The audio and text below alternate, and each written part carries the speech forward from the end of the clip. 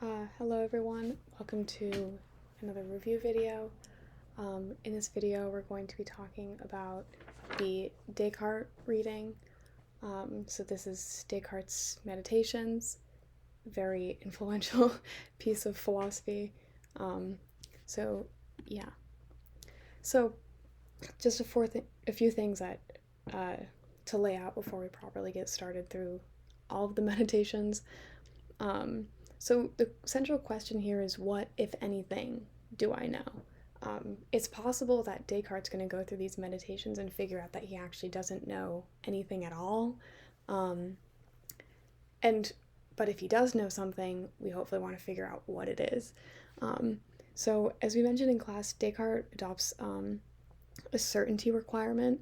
So a belief is knowledge only if my evidence makes its truth absolutely certain, or my evidence guarantees its truth without any possibility for a doubt. And then the method that he adopts because of this certainty requirement, I will say, maybe this is controversial. Maybe not, though. It's pretty clear, though. If not certainty, then what is knowledge? If it's not certainty, then we have to start trying to arbitrarily cut off, where knowledge begins or ends. So certainty seems like a pretty solid place to start. I can only know something if I'm certain of it. So correspondingly, he adopts the method of doubt, and that's just to try to doubt every belief you have. And if you can doubt it with a skeptical scenario, it's not knowledge. So a skeptical scenario is really just a possible situation in which your belief is false. If you can think of any possible situation in which your belief is false, then you don't know it because it's not certain. You can doubt it. And whatever cannot be doubted is known with certainty. It's known, period. So the target of stage 1 is sensory beliefs. Sensory beliefs are just beliefs based entirely on sense experience. So the belief there's an owl, the belief I'm in a classroom, or in this case in my room, that this sweater is green, or in this case the sweater's gray, black, whatever. The sense experience of this marker's blue, so on and so on. And they just come from like visual, auditory, tactile, so on experiences. And the question is, am I able to doubt sensory beliefs? So think to yourself, are you able to doubt sensory beliefs? Is there any possible skeptical scenario in which case I believe this pen is black, but this pen is not black? So one way to maybe cover all the sensory beliefs in one fell swoop, to doubt them all in one fell swoop, is with the dream hypothesis. So that is that the hypothesis that it's possible that now I am asleep in my bed having a very vivid dream. So say this is me. Certainly you could have a dream where you look different than you do. I've probably had a dream where I appear different than I do when I don't think I'm dreaming. So say you're you, you're in the material world, but you're sleeping, and you're having a dream. I'm having a dream right now that I'm recording a review video for Intro to Philosophy as an SI leader. This is what I'm thinking, like, here's my visual box right here. This is what I'm seeing in my dream, when in fact it's not the case. I believe, based on my sense perception, there's a laptop in front of me, when in fact there is not a laptop in front of me. I'm asleep in my bed. So, however, even though this can doubt sensory beliefs, a few things still remain. So even if you're dreaming, you still know that colors and shapes exist. Maybe like, this particular object doesn't exist, but still the colors and shapes it's made out of, dreams have to get their substance from somewhere, and definitely seems true that like colors and shapes, period, exist in some way. Maybe like it's harder to think about when you know more about like color and sight and everything. I don't, so. But to me it seems pretty clear that like these very basic, very, very basic things about the material world do have to exist even if you're dreaming. You still know that you have a body, which is laying in bed sleeping, of course. Your body might look different. Like I might believe maybe I don't know I have brown hair, but I know I have a body and I know I have hands. The hands are in the dream. They're all attached to my body. In order for you to be dreaming, you have to have a body that is dreaming. You have to have a body in bed. In this case, your body's laying in bed. You are in the material world, and the material world exists around you. You still know 2 + 2 = 4.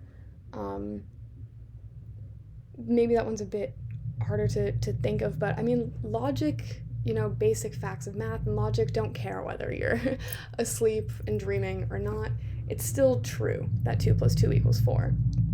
So this is an example of an a priori belief, which an a priori belief is just beliefs that aren't based on sense experience. That's not super central, but it is just something to think about. So you still know a priori beliefs, that you have a material body, so on. So stage 2 of Descartes' doubts come for kind of what's remaining. So your beliefs about your body / the external world. The dream hypothesis wasn't really enough to doubt that. I still know I have a body. I still know there's an external world, at the very least, that I'm part of. I still know I have 2 hands. There's a material world, etc. The belief that I have 2 hands really just stands in for the belief about your material body. Like, you could substitute it for 2 fingers, at least 2 fingers, 2 feet, etc. And then the question is, can you doubt these remaining beliefs? And Descartes does think you can. In fact, he does doubt them with the evil demon hypothesis. So the evil demon hypothesis is the hypothesis that you are now being systematically deceived by an all-powerful evil demon. So this is you, I guess. You're really just like a soul or a spirit. You don't exist materially. You don't have 2 hands. Nothing exists materially, actually. So a few things. How are you being deceived? So really, you don't have a body. You're just merely a deceived soul that's experiencing these things. You don't have a body at all, or any material properties. There's no material world at all, and there are no other beings, just the spirit of the evil demon and me. Nothing material, just these 2 spirits. There are no other consciousnesses, and it's an illusion.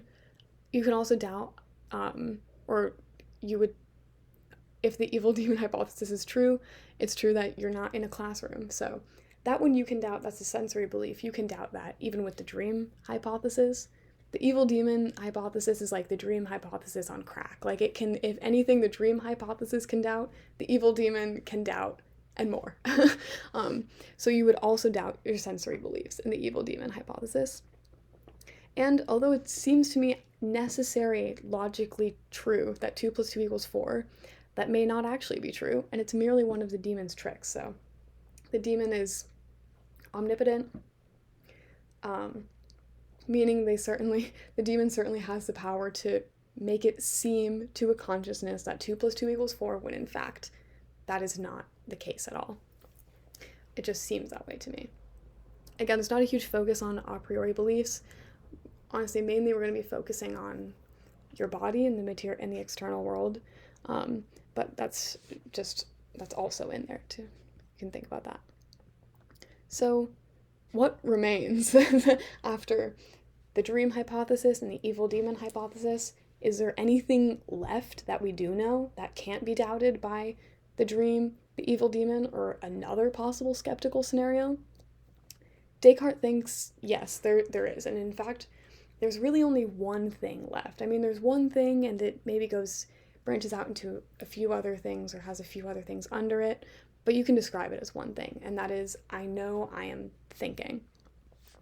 So the cogito comes from the famous phrase you may have heard, cogito ergo sum, which is I think, therefore I am. We lay it out for this class in even more detail, making the premises super explicit. So the first premise of the cogito, I am thinking now. So what's your defense for the premise, I am thinking now? So we bring up this definition, incorrigibility, or whether a belief is incorrigible. If it's incorrigible, or it's incorrigible for a person when necessarily, if S believes P is true, then P is true. And to apply it to this case, it is impossible for you to think C1, I am thinking now, for you to believe I am thinking now, and yet for it to be false that you are thinking.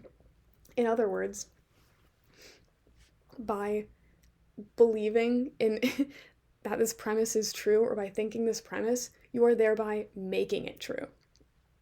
So it would just be like logically impossible for it to be any other way. Like if I'm pretty sure I'm thinking, or if I believe I'm thinking, I'm thereby making it the case that I am thinking. So they go so hand in hand that they can't be separated, and that's the incorrigibility of this first premise. It doesn't make any sense to say like I'm not thinking, or I mean maybe you could make a weird linguistic case there, but to think I'm not thinking, and to think that's false, it just doesn't really make any sense. So that's the first premise, I am thinking now. I feel like most people are probably on board here. At least I think it's reasonable to be on board here. The second premise, if I'm thinking now, then I exist now. Descartes' defense here. So this is also pretty intuitive. It is logically incoherent for it to be true that I'm thinking and false that I exist. So, in other words, Descartes, in his definition of thinking, includes many different mental states. So, doubting, understanding, affirming or believing, denying or disbelieving, willing, imagining, having sense perceptions. So, even if you're being systematically deceived by an evil demon, there must be a you to be deceived, or an I that is being deceived. That's why we use the term like there exists an I that is now thinking.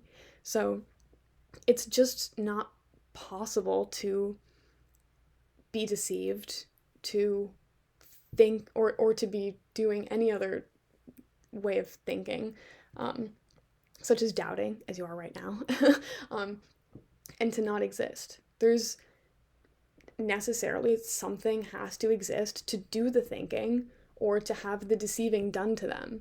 Whether you have like whether you even believe you have the agency to doubt, think, or whatever, there must be something that exists to do that. Or even if you don't even have a whole lot of agency here and everything's programmed by the evil demon and they're just making you think certain things, there still needs to be a you that's being made to do these things, that these things are happening to. And it's really all we can prove is that it's thinking, and that entails existence. We can't guarantee the thinking is right, but it's there. And the conclusion is, therefore, I exist now. So hopefully that should help just give an overview of Descartes. So this is Descartes' Meditations, and yeah, hopefully this is helpful. If you guys have questions, you can let me know.